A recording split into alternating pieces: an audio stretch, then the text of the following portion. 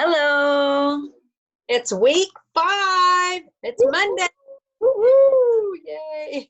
All right, So started. we are going to be talking about theme today. Theme is something that has to be inferred most of the time. And it's what the author wants you to learn. It's the takeaway. They want you to learn from the passage you read or the book you're reading.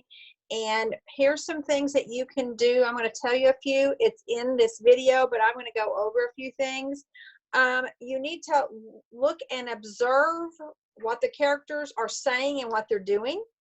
You need to make sure that the themes are a complete sentence. They never usually contain the character's name, and it's true for everyone. Doesn't matter their age, their color of their skin. It's usually, the theme's usually true for every person.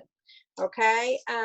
So if you'll scroll down, it tells, there's a little poster. Yes, it says theme is the main message. What is the author trying to tell us? And it's usually not going to be something that you can go back up and go, oh, it's this sentence in the paragraph.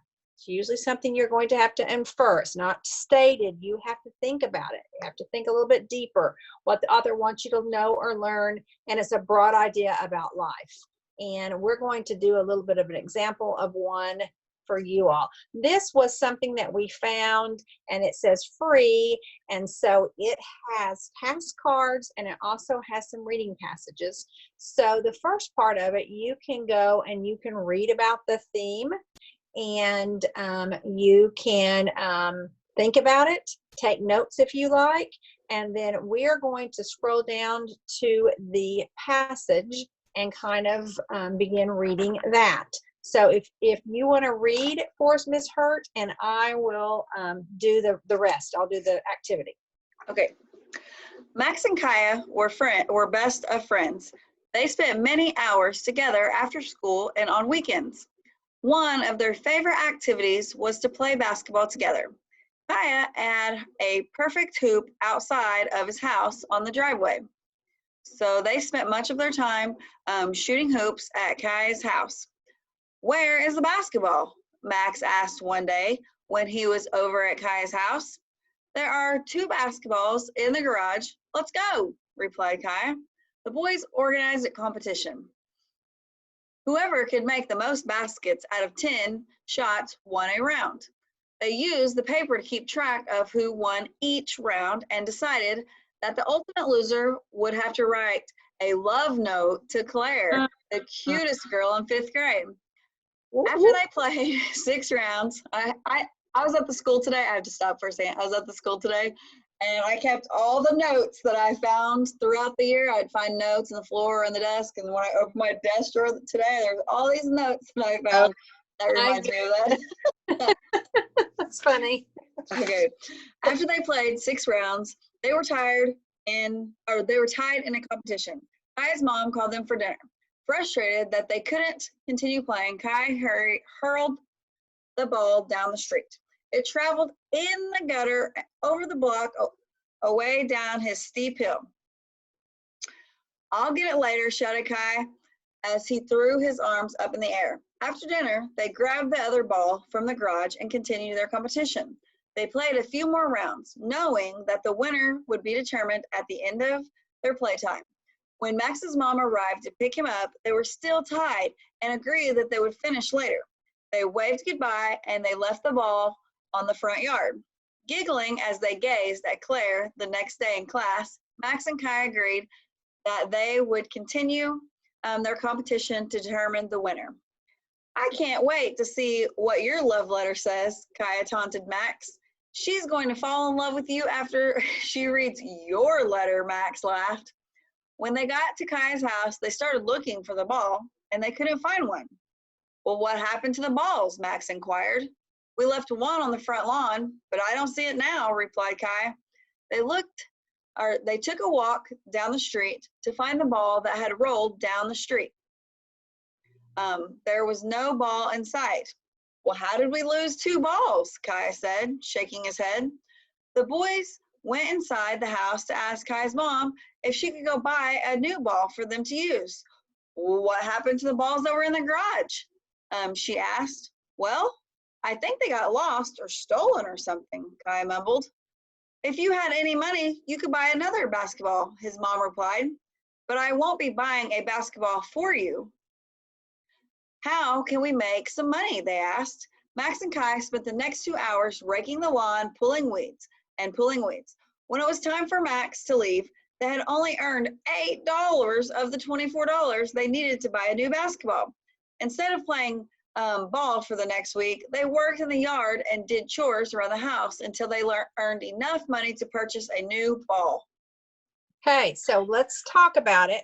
And it says, write a brief summary of Max and Kaya play ball. And so here's what I wrote down as a summary, that Max and Kaya were best friends and they loved to play basketball. And they were excited about their ball competition. But the next day, they left both of their balls outside, and they searched for both of the balls, but they couldn't find them. And they had to spend the next week doing chores to earn money to buy another ball. So now it says, what is one possible theme? What is something that the author is trying to get you to look at the bigger picture? What is something that we should learn from this passage besides it being about a love letter? That's just a small part. And so the theme is that one theme is, if you don't take care of your things, you won't be able to enjoy them anymore, or take responsibility for your belongings. Okay, that's the whole theme that they're trying to get you to see. It wasn't that they wrote notes. It wasn't that they had a competition. Those were in the story, but that wasn't the main theme. Okay, and what evidence from Max and Kai play ball supports that theme? Well, they were concerned about the competition more than they were concerned about caring for their basketballs.